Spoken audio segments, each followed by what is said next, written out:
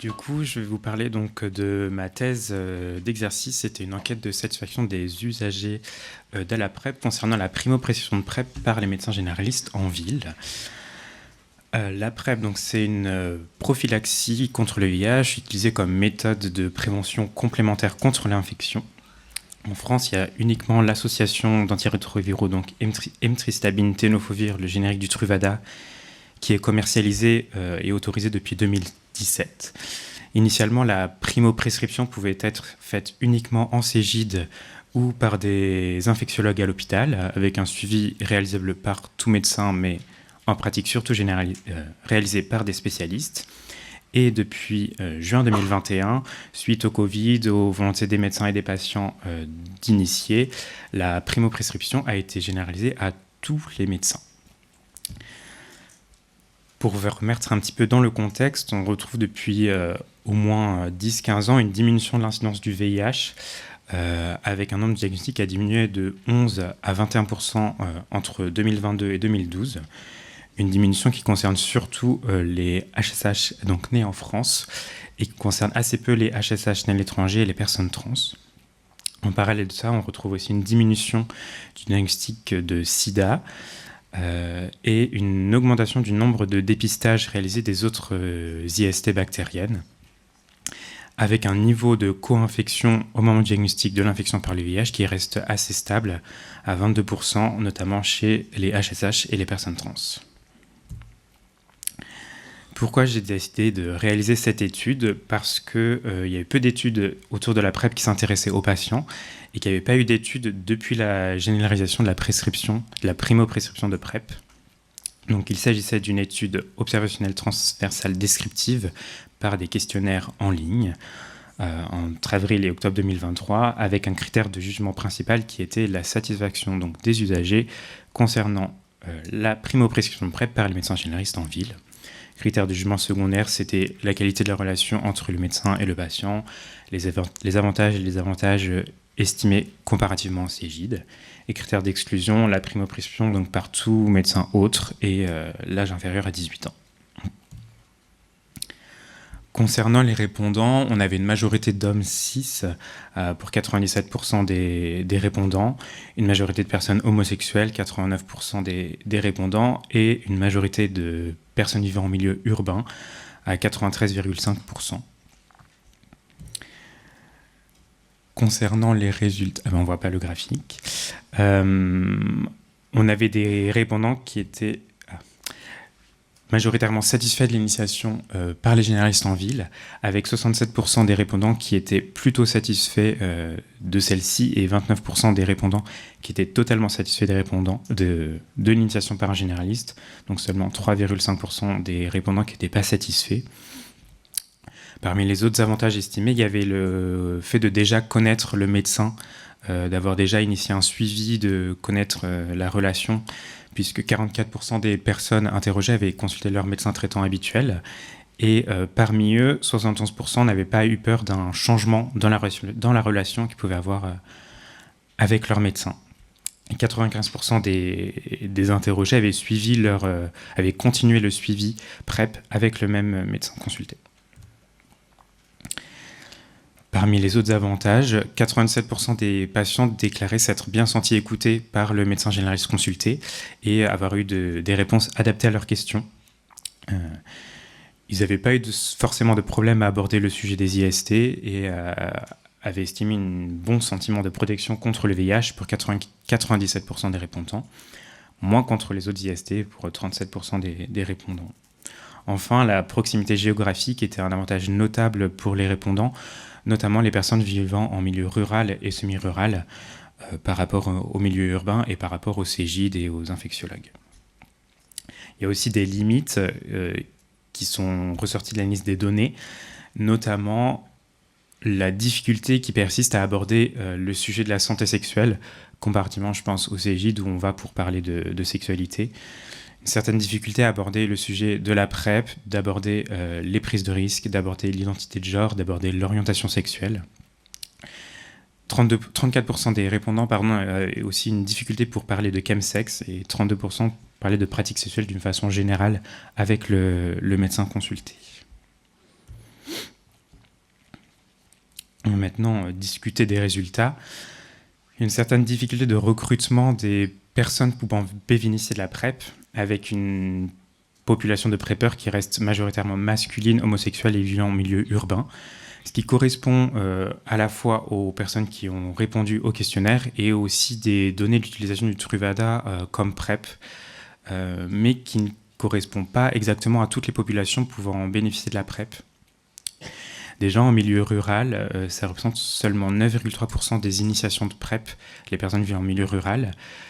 Et les personnes vivant en milieu rural avaient une moins bonne connaissance à la fois de l'existence de la PrEP, ou s'ils connaissaient la PrEP, a des doutes sur son efficacité pour la prévention de l'affection.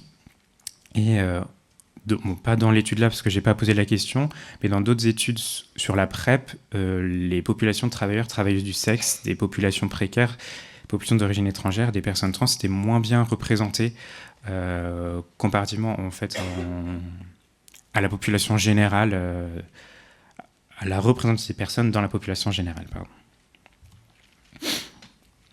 Dans le futur, comment on pourrait améliorer les choses ? Déjà au cabinet, en consultation, en créant un cadre favorisant la discussion, permettre aux patients de se sentir libres d'aborder le sujet de la santé sexuelle d'une façon générale et de façon plus poussée, la PrEP, l'orientation, etc. D'identifier ses propres limites à nous en tant que médecins, savoir ce avec quoi on est à l'aise de parler, ce avec quoi on n'est pas à l'aise pour peut-être se former, utiliser des questions types pour amener des sujets particuliers pour ouvrir la discussion. Et en dehors du cabinet, ce serait aussi d'élargir la communication sur la PrEP en visant peut-être un peu moins les personnes hommes homosexuels vivant en milieu urbain, comme il y a déjà eu des affiches notamment dans le métro à Paris, mais donc des populations qui pourraient se sentir moins visées par ces modes de communication. Des études qui retrouvaient que les travailleurs, travailleuses du sexe pourraient se sentir plus visés par des communications sur les réseaux sociaux et dans des lieux de réunion.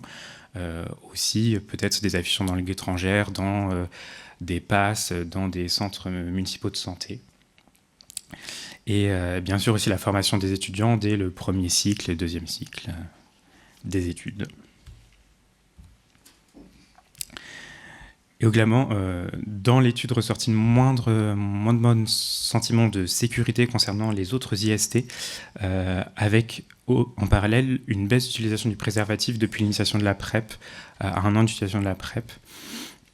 Et en parallèle de ça, on observe aussi une augmentation de l'incidence des IST depuis 15-20 ans, avec une incidence du chlamydia qui a doublé entre 2014 et 2022. Et je pense qu'il est important en consultation de rappeler déjà que la PrEP est efficace uniquement pour la prévention du VIH et pas du tout des autres IST, et de faire des rappels réguliers sur les autres moyens de protection disponibles, sur la stratégie globale de réduction des risques, sur l'existence de moyens adaptés à chacun et sur l'importance de la réalisation des dépistages donc tous les 3 mois. Aussi l'amélioration de la couverture vaccinale, hépatite B, hépatite A, HPV. Et en ce moment, il y a aussi des études pour l'utilisation de la doxycycline en post-exposition contre les infections par syphilis, chlamydia et du vaccin anti-méningocoque B contre les infections par le gonocoque. Pour conclure, les répondants à l'étude étaient globalement satisfaits donc, de l'initiation de la PrEP par les généralistes en ville, avec un avantage notable pour la proximité géographique, pour la possibilité d'un suivi et pour les courts délais de consultation.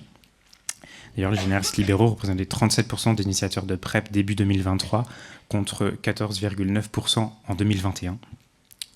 Mais il persiste donc des difficultés à aborder le sujet de la santé sexuelle, de la PrEP, et de repérer en tant que médecin les populations qui pourraient bénéficier de la PrEP et qui n'en bénéficient pas actuellement. Et donc, faciliter la discussion autour de la santé sexuelle, ça pourrait permettre de mieux prendre en charge les patients. Merci pour votre attention.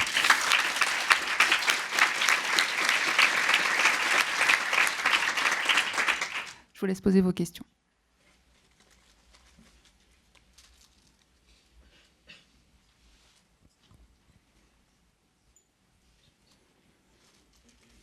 Bonjour, Christine Tessier-Cazeneuve, je viens d'Angers. Merci pour cette présentation. Moi, j'avais la curiosité de savoir ceux qui n'étaient pas satisfaits, est-ce qu'ils avaient répondu, est-ce qu'il y avait des données, de quoi ils étaient insatisfaits? Alors j'avais très peu de données parce qu'en fait dans un souci d'organisation de la thèse, j'avais pas mis de remarques libres pour des problèmes d'anonymisation de droits des personnes, etc. Donc je sais pas. Mais en tout cas, ces personnes-là, j'ai quand même pu les lier, ils ont quand même consulté le suivi avec un généraliste. Donc je m'étais dit que c'était peut-être un problème de relation avec le médecin consulté plus que, d'une façon générale, de consulter un généraliste dans un cabinet.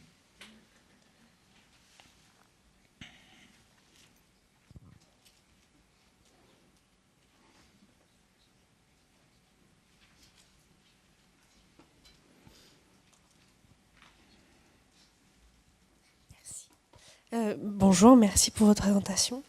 Ma question, c'était par rapport à l'initiation de la PrEP. Est-ce que vous savez si c'était une demande des patients ou si c'était une question qui avait été posée par le généraliste? Et si c'était plus les patients, qu'est-ce que nous, on peut faire pour parler plus facilement de la PrEP aux patients sans être trop intrusif? Je ne sais pas du tout qui a posé la question entre le médecin et le patient. Qu'est-ce qu'on peut faire, nous, pour parler de la PrEP? Je pense que c'est un peu comme quand on parle de dépistage, etc., de dire, je sais pas, vous connaissez la PrEP, est-ce que vous savez ce que c'est? S'ils posent des questions, bah, on répond. S'ils disent oui, je sais, vous êtes intéressé, oui, non. Ou des affiches dans la salle d'attente, des trucs comme ça, mais